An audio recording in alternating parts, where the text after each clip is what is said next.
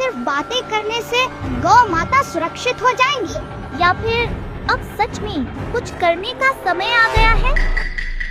मेरा नाम नील है और मेरा नाम मणि है। सालों से हमने सिर्फ सुना है गौ माता की रक्षा होनी चाहिए, लेकिन पहली बार हमें मौका मिला है कुछ कर दिखाने का। यह देश गौ माता का ऋणी है। 27 अप्रैल को देश के हर कोने से हम सब अपनी आवाज को ताकत देंगे।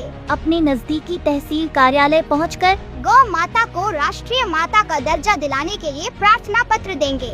और हाँ, सिर्फ एक मिस्ड कॉल से भी आप इस अभियान से जुड़ सकते हैं। यह मौका बार बार नहीं आएगा। अगर आज नहीं उठे तो शायद कभी नहीं। हमारी गौ हमारी शान, सेवा, सुरक्षा, सम्मान के साथ भारत को फिर से करो महान। जय गौ माता, जय गोपाल।